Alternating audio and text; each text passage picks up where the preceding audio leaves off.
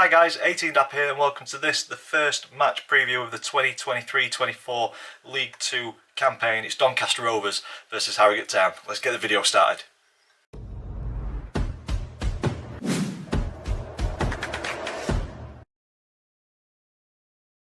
So guys, welcome to the first 2023-24 match preview, Doncaster Rovers versus Harrogate Town in League 2 at the Eco Power Stadium. If you're an existing subscriber, thank you so much for sticking with the channel over the years, and hopefully this season I'll bring some more content for you guys to enjoy. If this is the video that's brought you to the channel, please consider clicking subscribe, and if you are new, this is the format that we go through match previews in. We look at previous meetings between the two clubs, current form. Obviously for this one we're going to be looking at the pre-season, what you can't really judge much on. I'll give a player profile for one of the Doncaster Rovers players. I'll give my opinion on the opponent's one to watch. So Harrogate Town fans, in the comments down below, if you think I'm wrong, please let me know. And then I'll give my predicted team lineup, which is always tough, especially early on in the season. And then there's a predictions league table. I'll give you an overview of that. Obviously we're all on 0 points, and then the all important score prediction at the very end. So without further ado, let's get into previous meetings between Doncaster and Harrogate. So we're not faced off too often. I could only find two in the league, and it's not good for Donny. We drew one and we lost one. Both of these happened last season in League 2. It was a very poor home performance, which led to a 2-0 defeat, and then a slightly better performance away from home. But I remember Danny Schofield getting quite a lot of hammer. It was a toxic environment at that point, but a 2-2 draw, something that Rovers fans weren't too happy with. No disrespect to Harrogate, but we've just come down from League 1. Harrogate always seemed to be kind of fighting the relegation battle, and we were getting dragged into it at the same time. So yeah, two poor performances against Harrogate in our history. Hopefully we can start off with a much better performance to start our 23-24 campaign off and get the 0 wins up to 1 come around 5 o'clock tomorrow. On to current form, as I said at the start of the video, looking at pre-seasons, you can't really drill too much into them and gain anything from them. It's all about trying out tactics, getting fitness up and things, but we will have a look at how both teams have done on their lead up to the campaign. Rovers coming into this off the last 5 with a win, a defeat, a draw and 2 wins. Harrogate on the other hand, nice little pattern going on there: win, loss, win, loss, win. So as I said, Rovers 4 wins, a draw and a defeat make up our pre-season preparations, along with a few behind closed doors games too thrown in there. Although, like I say, you can't determine much from pre-seasons. It's all about fitness and getting tactics down and things like that. Having said that, there were a few concerns in that little middle area where we've got the loss and the draw, the 1-0 defeat at York and then the stalemate at Scunthorpe. Did bring up a few slight concerns that our toothless attack would continue into this season.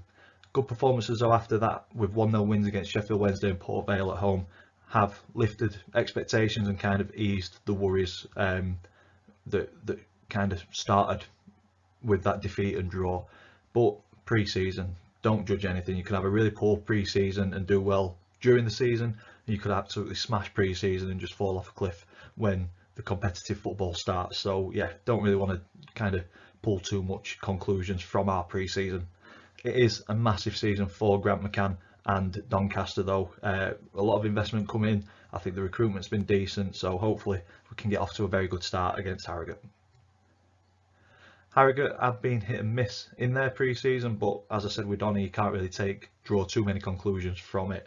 They've won 2-0 at Darlington, hammered South Shield 6-1, and then a 2-1 win at Hartlepool, and then and losses sandwiched in between those with a 3-1 at Lincoln and a 2-0 at Gateshead. So all Harrogate's pre-season friendlies have been away from home, and yeah, like I say, a little hit and miss with results. I keep on saying it, can't take too much from pre-season, but it would be nice for the pattern that we see on screen to continue, and Harrogate, sorry, but start with a defeat against Donny. I think for Harrogate this season, the loss of Patterson could be huge for their campaign and their survival. And for me, I think they need to keep Armstrong and keep him fit and firing like he was last season for them to stand any chance of avoiding the drop. And Armstrong is being linked with quite a few clubs. At the time of recording, he is still a Harrogate Town player, so we will see if that continues, and that is still the case come the end of the transfer window. I think for Harrogate's sake, it definitely needs to be a Harrogate Town player come the end of the window. On to play profile. So for the Rovers, I'm starting in goal with Ian Lawler, at 28 years old. He's returning to the club this summer on a 2-year deal for his second spell as goalkeeper. And last time he was here, he did win promotion from League 2, and he played under Grant McCann previously as well. And Ian was Grant's first summer signing this summer, so I'm hoping that the success that he had with us last time brings it with him this time as well. I think for me, Lawler commands his area, commands his defence really well, and I think that's an improvement on what we had last season for sure. And his distribution is pretty good too. So I'm happy with Ian as a first choice keeper this season. I think he's going to settle the defence down a little bit and give them confidence to play, because they know that they've got Ian behind them. And yeah, he's a decent keeper, so I'm happy with that recruitment, along with all of the rest of the recruitment this summer as well. I do feel we're a couple short of breaking into that top 7 or top 3, but only time will tell on that one. So yeah, looking forward to seeing Ian in a Rovers goalie top once again. On to the opponents one to watch. I've already mentioned him, said that it's vital that Harrogate keep him come the end of the transfer window. It is Luke Armstrong. I think he's a fantastic striker, 27 years old, centre forward, career appearances of 229, 69 goals in that and 16 assists. And I think he's shown over the last couple of seasons. I think in around 100 appearances he's scored 30 goals for Harrogate off the top of my head. And yeah, his goals last season won them points, which ultimately kept them in the division. So a key player for Harrogate, which, as I say, I think they need to keep him throughout this transfer window for them to stand any chance of winning enough points to stay in the division once again, especially with Patterson leaving for Bradford as well. So Luke Armstrong is got to be the one to watch. That's if he's still a Harrogate Town player come tomorrow's fixture. Recording this a little bit early, so yeah, by the time this comes out, a lot happens in 24 hours in football. So at the minute, Luke Armstrong is my one to watch for Harrogate tomorrow. On to my predicted team lineup for the Rovers. This is thanks to FanHub. If you've not got the app yet, please go ahead and download it. They're making more and more improvements as time goes on. So for me, I've gone with Lawler in goal. Sterry, I'm not sure if he's injured or not. He might have had a little knock. I've not seen him play in the 2 home pre-seasons, but hopefully he's just resting ready for the start of the season. So I'm going Sterry at right back. Wood and Olowu as the centre back pairing. I think they've done really well in the 2 pre-seasons that I've seen them. And Senior on the left, a very good addition to the squad in my opinion. A midfield 3 of Bailey, Biggins and Broadbent.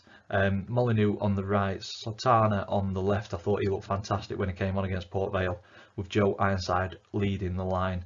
As I say, predicting lineups at the start of the season, it is pretty much impossible, because I think Grant McCann's got a number of headaches and a number of choices to make, which is great as a Rovers fan, because it's not happened for many a season where the manager's had a headache and options in every position. So looking forward to seeing what teams put out, but that's my prediction for tomorrow. Onto the Predictions League table. If you're new to this, me and the family will be predicting the scoreline for every single league game this season. If we get the scoreline spot on, we get 3 points. If we get the outcome of the game right but not the result, we get 1 point.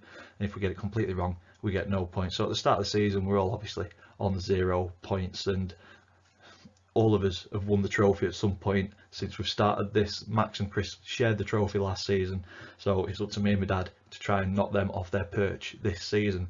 And to do that, it takes me on to my score prediction for this one. I hope I'm spot on with this.